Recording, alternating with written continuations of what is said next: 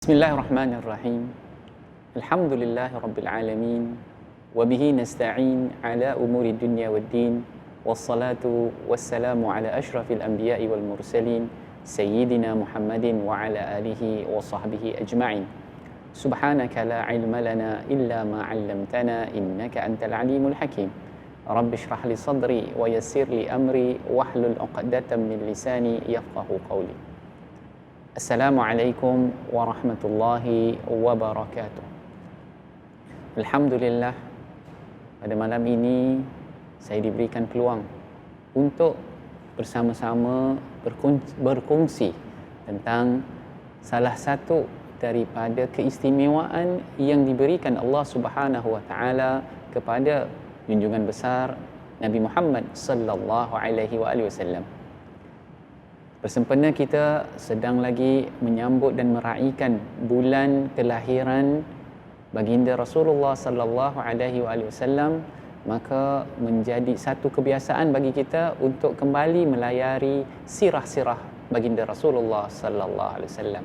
Maka pada malam ini saya akan membincangkan sebuah hadis yang mana berkaitan dengan syafaat Rasulullah sallallahu alaihi wasallam. Diriwayatkan daripada Anas bin Malik radhiyallahu an, juga diriwayatkan dari Abu Hurairah radhiyallahu an.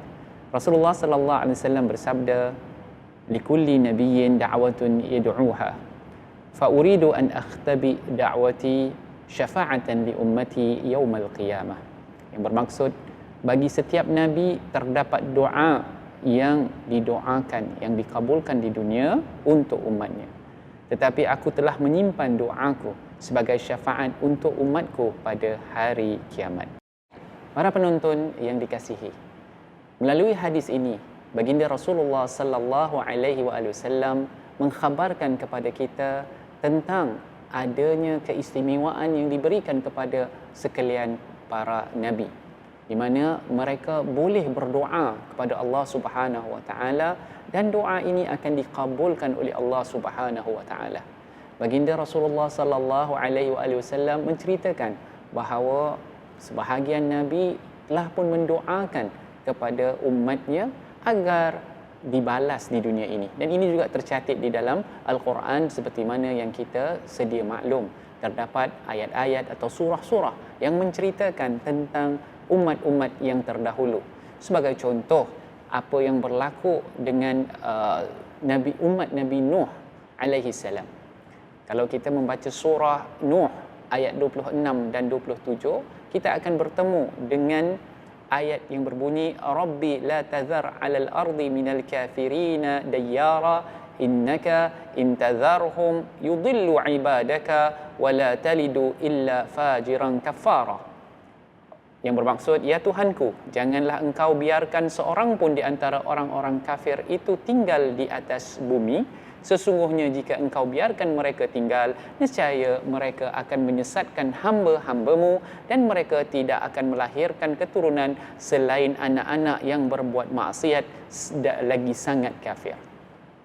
Melalui ayat ini, kita dimaklumkan bahawa Nabi Nuh alaihissalam berdoa kepada Allah Subhanahu wa taala agar diturunkan semacam bencana untuk menghilangkan atau membinasakan orang-orang yang kufur nikmat, yang tidak beriman kepada syariat Nabi Nuh pada ketika itu. Dan ini kita sedia maklum bahawa doa sebegini bukanlah dibacakan atau diminta oleh para anbiya daripada awal, tidak, tetapi setelah banyak usaha-usaha dakwah yang dilakukan. Seperti mana yang kita tahu bahawa Nabi Nuh berdakwah beratus tahun, 900 lebih tahun untuk mengajak umatnya ke jalan yang Allah Subhanahu wa taala redai. Tetapi apakan daya, setelah pelbagai usaha dijalankan, masih lagi ramai yang tidak mahu mengikut dakwah Nabi Nuh, sehingga kan anaknya sendiri juga tidak mahu menaiki bahtera yang telah disiapkan oleh Nabi Nuh alaihissalam. Maka Nabi Nuh berdoa kepada Allah Subhanahu wa taala supaya dilenyapkan orang-orang yang tidak beriman. Kerana apa? Bukan kerana untuk tidak ada rasa rahmah dan sebagainya, tetapi untuk memastikan bahawa umat-umat akan datang tidak tergolong daripada orang-orang yang kufur nikmat dan bermulalah dengan golongan ataupun generasi yang beriman dengan Allah Subhanahu wa taala. Itu yang dilakukan oleh para anbiya sebelumnya.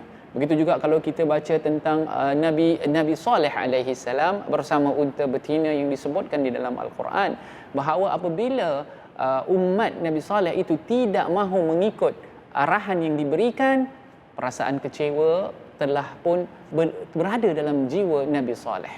Maka dengan perasaan yang kecewa tersebut, Allah Subhanahu wa taala telah menghantarkan azab kepada golongan yang membunuh unta betina tadi.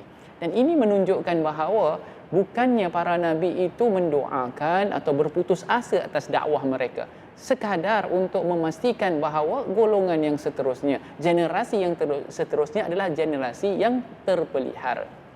Tetapi bagi baginda Rasulullah sallallahu alaihi wasallam ini bukanlah yang diinginkan. Kerana apa? Kerana Rasulullah menyimpan doa tersebut. Doa yang akan dikabulkan oleh Allah Subhanahu wa taala itu disimpan oleh Rasulullah sallallahu alaihi wasallam sehinggalah hari kiamat nanti, seperti mana yang disebutkan dari awal tadi mengenai hadis Rasulullah sallallahu alaihi wasallam. Jadi Nabi Muhammad sallallahu alaihi wasallam juga diuji oleh umat pada ketika itu. Umat Nabi Muhammad sallallahu alaihi wasallam adalah termasuk orang-orang yang tidak beriman. Mereka menguji Rasulullah sallallahu alaihi wasallam. Siksaan yang diterima oleh Rasulullah sallallahu alaihi wasallam bukan calang-calang. Mereka melakukan boikot kepada Rasulullah sallallahu alaihi wasallam. Ada ketikanya Rasulullah sallallahu alaihi wasallam dicekik. Ada ketikanya Rasulullah sallallahu alaihi wasallam dalam peperangan dipukul, dicederakan. Tetapi Rasulullah sallallahu alaihi wasallam sering berdoa, ya Allah, umatku sesungguhnya mereka tidak tahu. Sesungguhnya mereka tidak tahu. Ini yang kita lihat bagaimana rasa cinta baginda Rasulullah sallallahu alaihi wasallam tentang umatnya. Kalau kita mungkin pernah dengar Rasulullah pernah menyebut ummati, ummati, risaunya Rasulullah sallallahu alaihi wasallam tentang umatnya pada masa akan datang. Bayangkan para penonton yang dikasihi, sebelum Rasulullah sallallahu alaihi wasallam wafat, dia telah mendoakan kita yang beliau tidak pernah jumpa, yang beliau tidak pernah tahu wujudnya. Tapi pada malam hari, antara doa yang sering didoakan oleh baginda Rasulullah sallallahu alaihi wasallam ialah mendoakan tentang diri kita, keselamatan kita, memohon pada Allah Subhanahu wa taala agar diampunkan dosa-dosa kita, diberikan kemudahan kepada kita. Begitulah cintanya Rasulullah sallallahu alaihi wasallam kepada kita umat Muhammad sallallahu alaihi wasallam. Dan melalui hadis tadi, kesempurnaan syafaat. Syafaat merupakan satu pertolongan yang di mana boleh diberikan oleh para anbiya. Dikatakan oleh para ulama ada beberapa jenis syafaat yang boleh diberikan pada hari kiamat kelak. Tetapi yang dimaksudkan di dalam hadis ini menurut para ahli-ahli hadis ialah tentang syafaat yang terbesar. Syafaat yang akan berlaku pada hari kiamat kelak.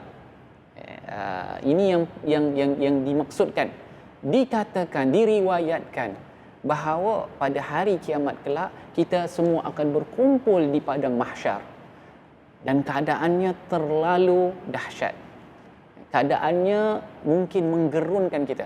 Kita perlu ingat bahawa di antara rukun iman ialah kita wajib percaya adanya hari kiamat.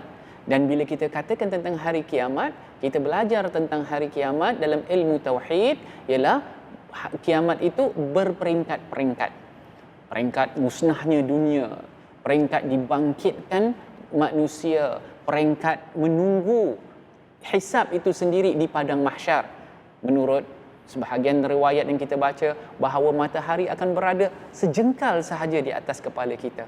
Hari ini matahari beribu batu. Kita rasa panas sangat. Sering kita mengeluh. Kita perlukan alat hawa dingin. Kita bawa kipas ke sana kemari untuk menyejukkan diri kita. Pada hari kiamat kelak, bagaimanakah keadaan kita sekiranya kita tidak dapat perlindungan? Memang Kita juga baca dalam sebuah hadis Rasulullah sallallahu alaihi wasallam ada 7 golongan yang akan mendapat perlindungan dari Allah Subhanahu wa taala di hari tiada perlindungan kecuali perlindungan Allah Subhanahu wa taala. Adakah kita salah satu daripada golongan tersebut? Ya Allah, kami bermohon pada malam ini agar diletakkanlah kami semua di antara salah satu golongan tersebut. Kerana kami khawatiri, ya Allah, kami tidak dapat menahan kepanasan, menahan sengsara ketika berada di padang mahsyar kelak. Ya Allah, kabulkanlah doa kami, ya Allah. Maka pada ketika itu, segolongan manusia menjadi risau dan ingin mencari bantuan agar dimulakan hisab itu secepat mungkin. Dikatakan mereka pergi dahulu kepada Nabi Adam alaihi salam. Nabi Adam AS mengatakan beliau tidak mempunyai keistimewaan tersebut untuk meminta dari Allah Subhanahu wa taala. Nabi Adam mencadangkan, pergilah cari kepada Nabi Nuh AS. Mereka berjalan mencari Nabi Nuh. Nabi Nuh juga memberikan jawapan yang sama kerana terdapat di kalangan umat Nabi Nuh yang ingkar, yang tidak mendengar perintah Allah Subhanahu wa taala. Kemudian disuruh mencari Nabi Ibrahim alaihissalam dan seterusnya Nabi Musa alaihissalam dan seterusnya Nabi Isa alaihissalam. Mereka semua tidak dapat melakukan atau menunaikan permintaan yang diminta pada ketika itu, dan akhirnya pergilah mereka kepada Nabi besar, Nabi junjungan besar kita, Nabi Muhammad sallallahu alaihi wa alihi wasallam, dan memohon kepada baginda agar meminta dan berdoa kepada Allah Subhanahu wa taala agar dimulakan penghisaban pada hari kiamat. Maka Rasulullah sallallahu alaihi wasallam dengan doa yang belum digunakan tadi menggunakan doa tersebut untuk bermohon kepada Allah Subhanahu wa taala agar memulakan hisab pada hari kiamat dan dimulakan. Dan tempoh yang tempoh menunggu terdapat beberapa pendapat dan dikatakan bahawa ianya beribu tahun, bukan 1 tahun, 2 tahun, ya tuan-tuan dan ya para penonton yang dikasihi. Kalau kita kat dunia ni hidup mungkin 100 tahun, 80 tahun, kita dah rasa penat. Bayangkan kita harus menanti hisab itu dimulakan beribu tahun. Moga-moga kita diberikan perlindungan Allah Subhanahu wa taala, dengan yang mana masa tersebut tidaklah menjadi satu bebanan pada kita.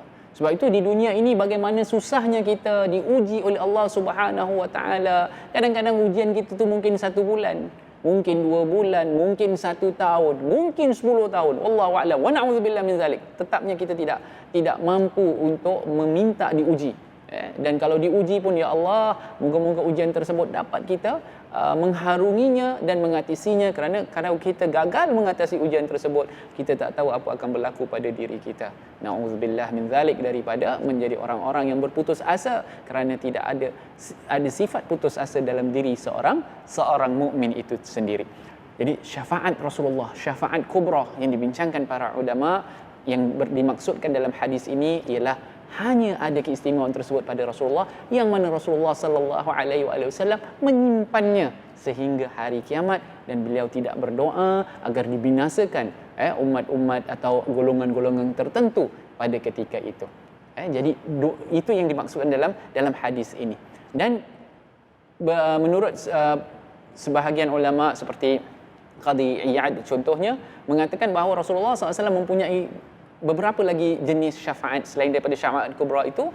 Dia juga boleh meminta kepada Allah Subhanahu wa taala untuk mendoakan sebahagian golongan orang mukmin itu masuk syurga tanpa hisab. Ya Allah, Allahumma ja'alna minhum. Kalau kita baca Maulid di Ba'i, ada bahagian tu dalam doa kita, wa thuluthun, dan 1/3 akan dimasukkan ke dalam syurga tanpa hisab, dan kita semua menyambut dengan Allahumma ja'alna minhum. Ya Allah, jadikanlah kami daripada golongan tersebut yang masuk syurga tanpa hisab, bersempena dengan kita mengingati baginda Rasulullah sallallahu alaihi wasallam dan mencintai Rasulullah sallallahu alaihi wasallam. Di antara syafaat yang mampu diberikan oleh baginda Rasulullah sallallahu alaihi wasallam selain daripada syafaat yang besar tadi, iaitu syafaat kubra, dan juga syafaat untuk mampu memasukkan sebahagian golongan mukminin memasuki syurga tanpa dihisab. Rasulullah sallallahu alaihi wasallam juga boleh memberikan syafaat untuk mengeluarkan umatnya daripada memasuki neraka, dan juga Rasulullah sallallahu alaihi wasallam boleh memberi syafaat untuk meninggikan darjat sebahagian daripada umatnya daripada syurga yang tingkatan bawah kepada syurga yang lebih tinggi. Ini ada antara yang disebutkan tentang syafaat Rasulullah sallallahu alaihi wasallam. Para penonton yang dikasihi, apa yang lebih penting untuk kita pelajari, untuk kita renungkan melalui hadis tadi ialah sifat kasihnya baginda Rasulullah sallallahu alaihi wasallam kepada kita. Rasulullah sallallahu alaihi wasallam, seperti mana yang saya sebutkan awal tadi, senantiasa prihatin tentang keadaan umatnya. Rasulullah sallallahu alaihi wasallam senantiasa berdoa kepada Allah Subhanahu wa taala agar terselamat, yakni umat Muhammad ini terselamat daripada segala macam bencana dan siksaan. Dan alhamdulillah, sehingga hari ini kita lihat bahawa tidak terdapat bencana-bencana seperti yang berlaku pada umat-umat yang terdahulu, iaitu dilenyapkan satu generasi sebagai contoh. Sebaliknya, kita terus diberikan nikmat oleh Allah Subhanahu wa taala. Inilah cinta Rasulullah sallallahu alaihi wasallam kepada kita, dan bagaimana pula kita mengembalikan cinta tersebut kepada baginda Rasulullah sallallahu alaihi wasallam. Di manakah cinta kita kepada Rasulullah? Rasulullah sallallahu alaihi wasallam mengaitkan cinta kepada Rasul itu kepada keimanan.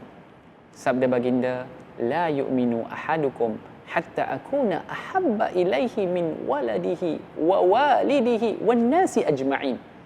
Bermaksud, tidak beriman salah seorang daripada kamu, ataupun maksudnya tidak sempurna iman kita sehinggalah beliau ini, iaitu baginda Rasulullah sallallahu alaihi wasallam, lebih dicintai daripada anak-anak kita, daripada ibu bapa kita, dan daripada manusia sekaliannya. Kalau kita lihat, cinta atau perasaan kasih sayang ini timbul atas beberapa sebab. Cinta kita kepada anak-anak kita atas sebab rahmah, atas sebab ihsan contohnya. Cinta kita kepada ibu bapa kita atas sebab i'zam, mengagungkan, membesarkan atau memuliakan mereka. Cinta kita kepada manusia sekaliannya atas dasar ihsan kita sesama manusia. Tapi cinta kita kepada Rasulullah sallallahu alaihi wasallam perlu melebihi cinta tersebut. Inilah yang perlu kita tanamkan. Inilah yang perlu kita hidupkan. Habib Abdullah bin Alawi Al-Haddad ada menyebutkan dalam kitabnya Nasihat Agama dan Wasiat Iman, apabila beliau membincangkan tentang apa yang kita selalu sebutkan, raditu billahi rabba wa bil islami dina wa Muhammadin nabiyyan wa rasula. Bila kita katakan kami redha dengan Muhammad, dengan Nabi Muhammad sallallahu alaihi wasallam sebagai nabi dan rasul, apa maksudnya? Beliau menyebutkan, bila kita mengatakan saya redha, sebenarnya bukan kita yang redha. Kita perlu mendapat keredaan Allah Subhanahu wa taala. Bagaimanakah cara tersebut? Bersuluh dengan petunjuk Rasulullah sallallahu alaihi wasallam. Berarti apabila kita berada dalam kepayahan, kita berada dalam kesusahan, kita berada dalam kegelapan, sunnah Rasulullah sallallahu alaihi wasallam menjadi penyuluh, penerang jalan kita. Menjunjung syariat Rasulullah, yakni agama Islam ini, berpegang teguh dengan perjalanan Rasulullah sallallahu alaihi wasallam, memperbanyakkan, yang paling penting ialah dalam bulan Rabiul Awal ini dan juga sepanjang masa, memperbanyakkan selawat ke atas baginda Rasulullah sallallahu alaihi wasallam dan mencintai ahli keluarga Rasulullah sallallahu alaihi wasallam dan para sahabat seluruhnya. Inilah antara perkara yang perlu kita lakukan demi menzahirkan, untuk meluahkan cinta kita atau kepada baginda Rasulullah SAW.